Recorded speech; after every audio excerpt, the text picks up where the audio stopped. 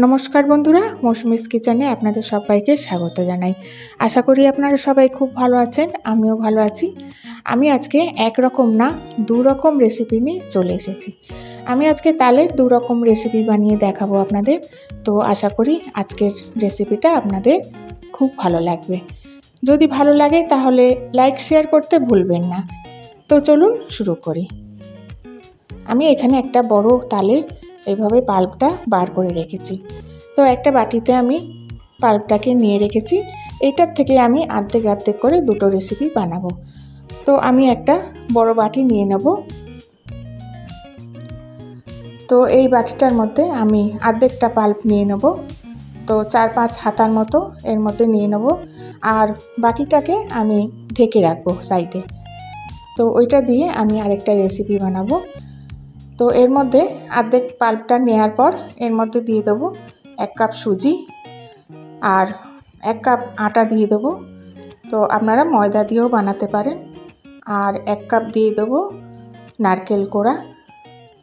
আর আমি আজকে গুড় দিয়ে বানাবো, সেই জন্যই দিয়ে দিলাম 1 কাপ গুড়। তো সব কিছু একসাথে মিশিয়ে নেব। আর যদি পরে আমার মনে হয় যে আরেকটু আটা দিতে হবে, যদি পাতলা হয় গোলাটা, তখন আরেকটু আমি আটা দিয়ে দেব। তো প্রথমে আমি মেখে নিচ্ছি।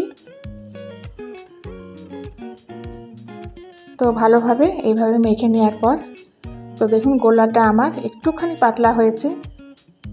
তো আমি এর মধ্যে আরেকটু আটা দিয়ে দেব, 1/2 কাপের মতো আটা দিয়ে দেব।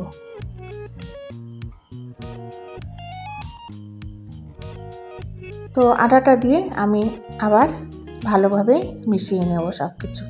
তো এটা মেখে নেওয়ার পর আমি কিছুক্ষণ এটা 5 মিনিটের জন্য আমি ঢেকে রেখে দেবো।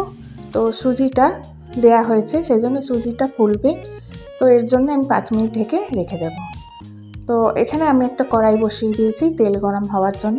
আর তেলটা যখন হালকা গরম হবে তখন এই একটু একটু করে নিয়ে বড়ার মতো করে ভেজে নেব। তো একটা ছড়ানো কড়াই হলে ভালো হয়। তো ছোট কড়াই ভাজবেন না, ছোট কড়াই ভাজলে এই তালের বড়াগুলো দিলে সব একসাথে লেগে যায়। সেই জন্যে ছড়ানো কড়াই হলে এইভাবে ছড়িয়ে ছড়িয়ে দেওয়া যায়, আর এটা লাগে না, একটার মধ্যে একটা লাগে না।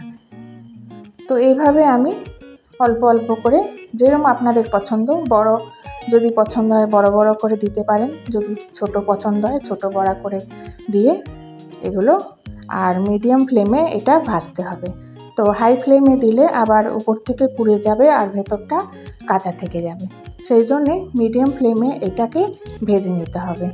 তো তলার দিকটা যখন ভালোভাবে ভাজা হয়ে যাবে তখন এগুলোকে উল্টে দেব।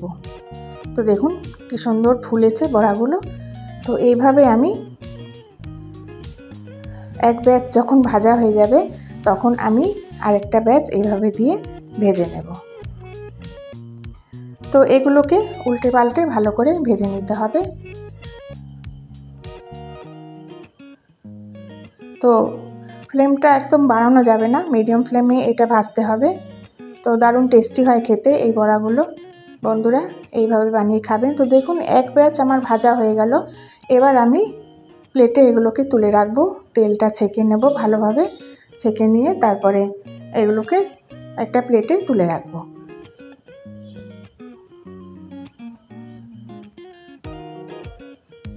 তারপর বাকিগুলোকেও আমি তেলের মধ্যে আস্তে আস্তে ছেড়ে দেব। আর তেলের মধ্যে যখন ছাড়বো বড়াগুলোকে তখন ফ্লেমটাকে একদম কমিয়ে দেব। আর কমিয়ে দেওয়ার পর বড়াগুলো এর মধ্যে দিয়ে দেব। তো দেখুন একটা একটা করে এভাবে আমি দিয়ে দিচ্ছি।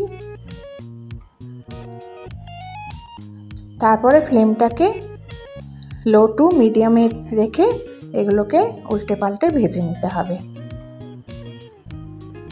তো এগুলো তলারটা যখন ভালোভাবে হয়ে যাবে তখন উল্টে দিতে হবে। তো দেখুন এগুলো ভাজা হয়ে গেছে। এবার এগুলোকে আমি প্লেটে তুলে রাখবো।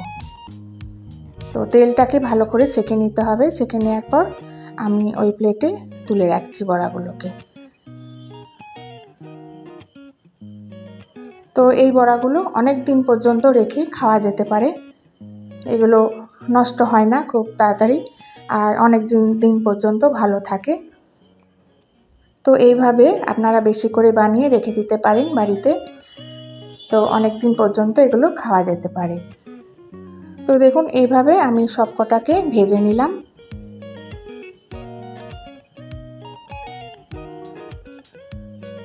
তো এই দেখুন আমি কত বড়া ভাজলাম, এই দেখুন।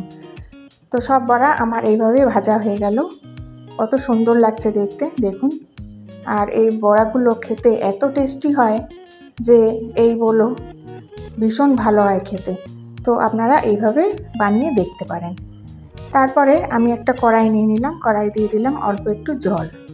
তো জল দেওয়ার পর আমি যে বাকি যে তালের পাল্পটা রেখেছিলাম ওইটা এর মধ্যে দিয়ে দেবো, আর দিয়ে একটুখানি নাড়াচাড়া করে নেব।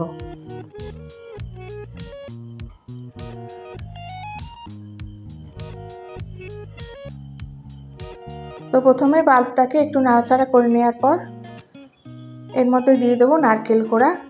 তো সবটা আমি দেব না, নারকেল কোড়া অল্প একটু রেখে দেব, এটা পরে আমার কাজে লাগবে।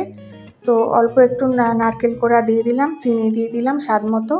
তো আপনারা আপনাদের পছন্দ মতো এর মধ্যে চিনি দিয়ে দেবেন।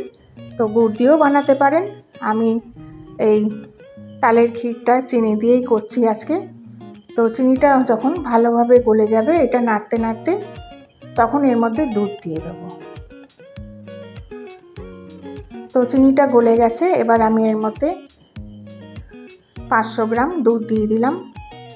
তো দুধটা দিয়ে ভালো করে তালের ক্ষীরের সঙ্গে মিশিয়ে নিতে হবে। তো এইভাবে সমানে নাড়তে হবে, না হলে তলায় লেগে যেতে পারে। আর এটাও মিডিয়াম ফ্লেমেই করতে হবে। তো ভালোভাবে নাড়াচাড়া করে নিতে হবে, ভালোভাবে দুধের সঙ্গে তালের ক্ষীরটা মিশিয়ে নিতে হবে। তো এটা না ভীষণ ফোটে, সেই জন্যে একটু ঢেকে রেখে রেখে এটাকে এইভাবে নাড়তে হবে। তো সমানে নাড়তে থাকতে হবে।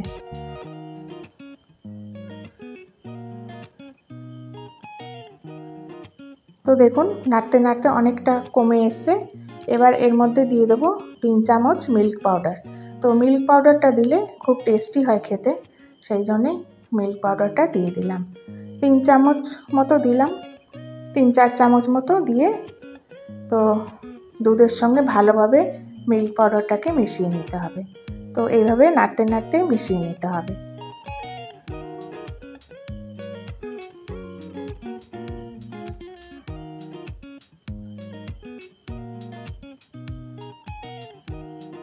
তো দেখুন অনেকটা ঘন হয়ে এসছে, কিন্তু আর একটু এটা হবে। তো আর একটু ফুটিয়ে নিতে হবে ক্ষীরটাকে। তো একদম ঘন বানিয়ে নিতে হবে, তখন খেতেও ভালো লাগে। এই দেখুন আমার তালের ক্ষীর একদম রেডি হয়ে গেছে, কত সুন্দর হয়েছে দেখতে দেখুন। এবার আমি এটাকে প্লেটে সার্ভ করে দেব। তো এইভাবে নাড়তে নাড়তে তো আর একটুখানি করে নিতে হবে, আর একটু ঘন করে নেব। তো এই দেখুন অনেকটাই ঘন হয়ে এসছে। তো তালের ক্ষীরটা একদম রেডি হয়ে গেছে, এবার আমি প্লেটে সার্ভ করে দেব। তো এই প্লেটের মধ্যে আমি ঢেলে আপনাদের দেখিয়ে দিচ্ছি, দেখুন কি সুন্দর দেখতে হয়েছে। তো এই তালের ক্ষীরটা আপনারা রুটির সঙ্গে ভালো লাগে খেতে, রুটির সঙ্গে খেয়ে দেখবেন, বা লুচি পরোটা সঙ্গেও ভালো লাগে খেতে। তো প্লেটের মধ্যে এভাবে নেওয়ার পর আমি উপর থেকে একটু নারকেল কোড়া দিয়ে দেবো, তো এটা দেখতে সুন্দর লাগে। তো নারকেল কোড়াটা দিয়ে দিলাম। তো আমার 2 রকম রেসিপি আপনাদের কেমন লাগলো আমাকে অবশ্যই কমেন্টস করে জানাবেন। আর এইভাবে আপনারা বানিয়ে খাবেন, কেমন লাগলো আপনাদের আমাকে জানাবেন। আর যদি ভালো লাগে তাহলে লাইক শেয়ার করবেন, আর নতুন বন্ধু যদি হয়ে থাকেন তাহলে প্লিজ সাবস্ক্রাইব করে দেবেন। তো আমি আবার আসবো একটা নতুন রেসিপি নিয়ে। তো আজকের মতো আসছি, থ্যাংক ইউ।